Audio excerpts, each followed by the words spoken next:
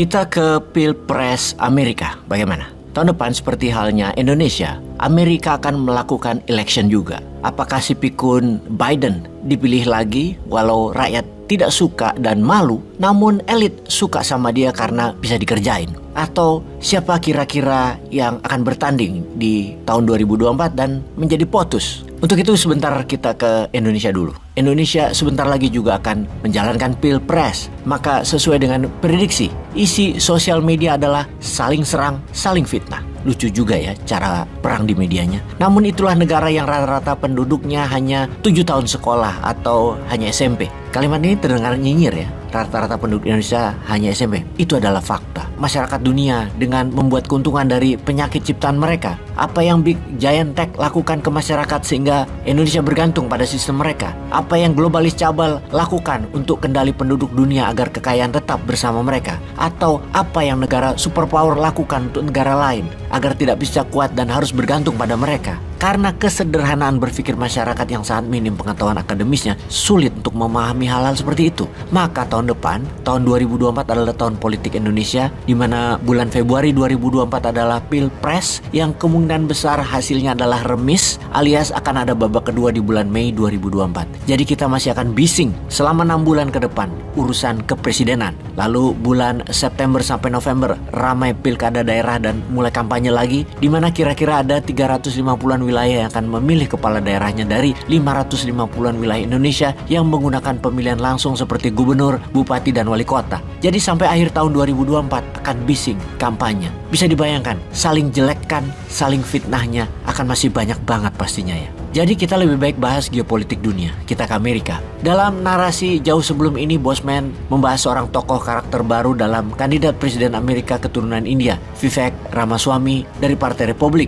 Kemudian seorang yang satu aliran dengan Newman, yaitu Bernie Sanders dari Partai Demokratnya Amerika yang mempromosikan MMT, Modern Monetary Theory, karena tim ekonomi Bernie adalah guru besar ilmu MMT. Kemudian ada gubernur paling populer di Amerika, Ron DeSantis dari Miami, juga dari Partai Republik. Dan dari Partai Republik ada yang masih paling unggul, yaitu Mr. Trump. Itu adalah calon-calon yang akan bertanding di tahun 2024. Di Partai Demokrat, nama Michelle Obama masuk dalam incaran, namun tidak ada yang mengejutkan selain dari nama yang satu ini. Dia datang dengan ide akan meniadakan tentara Amerika di luar negeri. Personel militer di luar negeri akan dikurangi 100% dan Amerika hanya perlu memakai garda nasional saja. Oke, sebentar. Kita informasikan apa itu pertahanan dan keamanan dalam negara Amerika yang tentunya beda di setiap negaranya, termasuk sistem di Indonesia. Kalau di Indonesia, keamanan itu dipegang polisi, pertahanan dipegang tentara. Tentara dengan 3 matra, darat, laut, udara. Polisi tugasnya mempidanakan ancaman, tentara tugasnya meniadakan ancaman. Di Amerika, tentara yang 4 angkatan itu outward looking,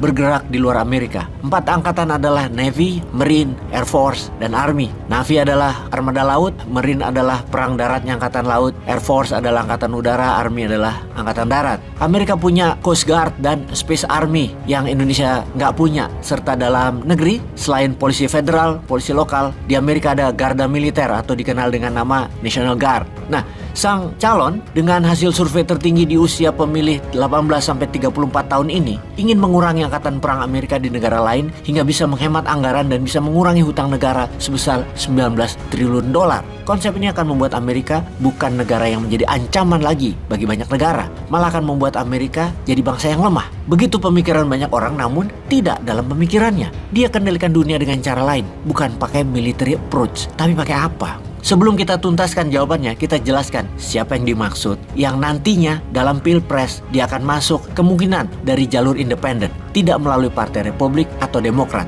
Dia adalah RFK Junior atau Robert F. Kennedy Junior, keponakan John F. Kennedy, putra dari RFK Senior, mantan Jaksa Agung Amerika. Yang menarik dari pengacara lingkungan ini adalah kesamaan visi dalam hal anti vaksin, di mana dia mempromosikan gerakan anti vaksin dan anti konspirasi kesehatan yang menguntungkan Big Giant Farmasi yang menciptakan pandemi untuk jualan obat. RFK Junior akan menggunakan jalur independen dan saat ini dibanding kandidat Biden, Trump, maka RFK Junior unggul dalam survei masyarakat.